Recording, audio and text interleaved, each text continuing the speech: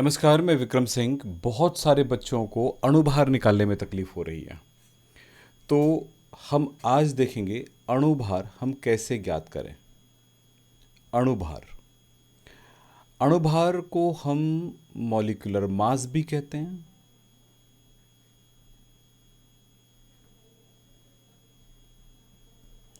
इसको एम से दर्शाते हैं। इसको आणविक द्रव्यमान भी कहते हैं।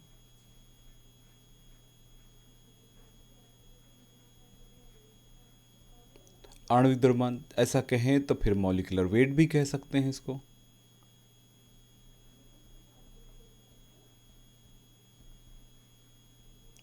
अब सवाल आता है कि क्या हम अणुभार ज्ञात कर सकते हैं। तो इसका तरीका क्या होगा, ज़रा देखें। अणुभार ज्ञात करने के तरीके होते हैं कि भाई आप अणुभार बराबर सम ऑफ ए, यानी इसको मैं अगर लिखूं तो क्या लिख सकता हूं भाई। इसको मैं लिख सकता हूं अणुभार बराबर परमाणु भारों का योगफल।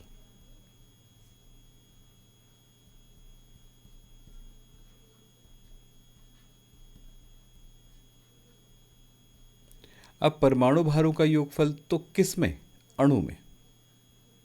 जैसे कुछ उदाहरण ले लेता हूं मैं, तो आपको ये बात बहुत आसानी से समझ में आ जाएगा। उदाहरण लेता हूं मैं कि एग्जाम्पल पहला है CH4 का आणविक द्रव्यमान ज्ञात कीजिए। ऐसा प्रश्न है। इसको शॉर्ट में भी लिख सकते हो, m यानी अणुभार, m ऑफ CH4 यानी CH4 का अणुभार। तो यहां पर आपको दो चीज़ याद रखना पड़ेगा। CH4 में दो चीज़ें हैं, एक है कार्बन और दूसरा है हाइड्रोजन। तो कार्बन का आपको याद रखना चाहिए परमाणु क्रमांक परमाणु भार, यानी परमाणु भार याद रहना चाहिए।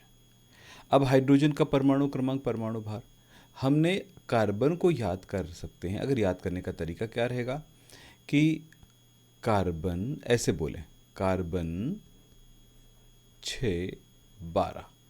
तो पहला नंबर जो है, ये छोटा वाला जो नंबर है, वो परमाणु क्रमांक है। परमाणु क्रमांक से उसमें उपस्थित इलेक्ट्रॉनों की संख्या और प्रोटॉनों की संख्या ज्ञात कर सकते हो।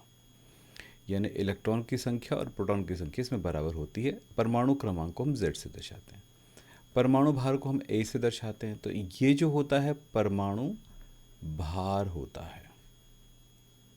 तो परमाणु भार को हम A से दर्शा रहे हैं, तो जो बड़ा नंबर है वो परमाणु भार है, छोटा नंबर जो है परमाणु क्रमांक है। अब हमारे लिए ज़्यादा महत्वपूर्ण कौन है यहाँ पर अणुभार निकालने के लिए। तो आणविक द्रव्यमान निकालने के लिए, अणुभार निकालने के लिए परमाणु भार जरूरी है। तो कार्बन का परमाणु भार होता है 12 और हाइड्रोजन का परमाणु भार होता है 1। ये दोनों नंबर की ज़रूरत है। तो यहाँ CH4 का परमाणु भार निकालना है, तो हमें यहाँ पर देखना पड़ेगा कि कार्बन का परमाणु भार है 12, एक कार्बन है। हाइड्रोजन का परमाणु भार 1 है, लेकिन 4 हाइड्रोजन है, तो 4 से गुणा कर देंगे। सभी परमाणु भारों को जोड़ देते हैं, 12 धन 1 गुना 4 यानी 4, यानी टोटल हो गया 12 धन 4 बराबर 16 AMU। इसी तरह से आपको मैं कुछ और बड़े वाले का बता देता हूँ। दूसरा, अगर मैं निकालना चाहता हूँ H2SO4 का परमाणु भार का अणुभार, तो मुझे क्या करना पड़ेगा। फिर वही थोड़े शॉर्ट में लिख लेता हूँ भाई। कैसे लिखूँ, देखिए, m ऑफ H2SO4 लिख लूँ। फिर हाइड्रोजन का परमाणु, हाइड्रोजन और ऑक्सीजन का जान चुके, तो हाइड्रोजन का जान चुके, हाइड्रोजन 11, ऑक्सीजन 8 16 और सल्फर 16 32। इसका ये मतलब निकल रहा है, इस बात का ये मतलब निकल रहा है कि आपको विभिन्न तत्वों का परमाणु क्रमांक परमाणु भार याद रहना चाहिए। और वो इम्पोर्टेंट क्या है मैंने अपने क्लासेस में बताए हैं। अभी सिर्फ इतने पे काम करिए, आप सीखिए ओनली परमाणु भार और परमाणु क्रमांक को याद रखते हुए कुछ एग्जाम्पल, और आवर्त सारणी में मिल जाएगा आपको विभिन्न तत्वों का परमाणु क्रमांक, परमाणु भार, तो वहाँ से भी कलेक्ट कर सकते हैं। फिलहाल आपको आणविक द्रव्यमान ज्ञात करना सिखा रहा हूँ। यहाँ पर हाइड्रोजन है तो हाइड्रोजन का परमाणु भार 1 होता है, लेकिन हाइड्रोजन 2 है तो गुणा 2 कर दिए।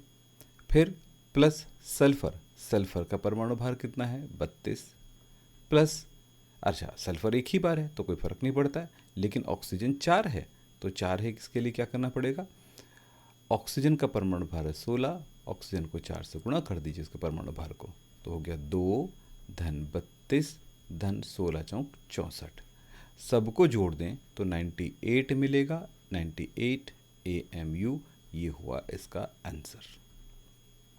इसी तरह से दूसरे और भी चीज़ों का आप परमाणु भार याद रहे तो आणविक द्रव्यमान ज्ञात कर सकते हो, अणु भार ज्ञात कर सकते हो।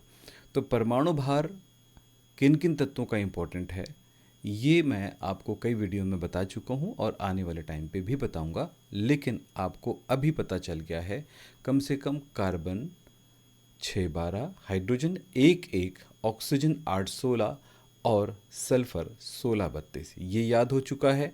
ये इतना कम से कम याद कर लीजिए। इसी बात आगे जा कर के फिर मैं आपको बताऊंगा। सोडियम 11, 23, नाइट्रोजन 7, 14, मैग्नीशियम 12, 24 आदि और भी तत्वों का बताऊंगा। यानी आपके लिए ज़रूरी है परमाणु क्रमांक, परमाणु भार याद रखना, और अणु भार याद करने की ज़रूरत नहीं पड़ेगी, उसे तो कैलकुलेट कर सकते हो। जैसे H2SO4 का ज्ञात कर लिए 98, इसी तरह से CH4 का आणविक द्रव्यमान ज्ञात कर लिए 16, इसी तरह से कार्बन डाइऑक्साइड का अगर याद करना चाहेंगे तो ये मिलेगा। CO2 का आणविक द्रव्यमान ज्ञात करना चाहेंगे तो M ऑफ CO2, कार्बन का होता है 12, ऑक्सीजन का होता है 16, 16 गुना 2, तो इस तरह से मिल गया 12 धन 16 गुना 2 यानी 32 यानी कि 44। आप कैलकुलेट करके देखिए, आपको अब आणविक द्रव्यमान, अणु भार ज्ञात करने आ जाएगा।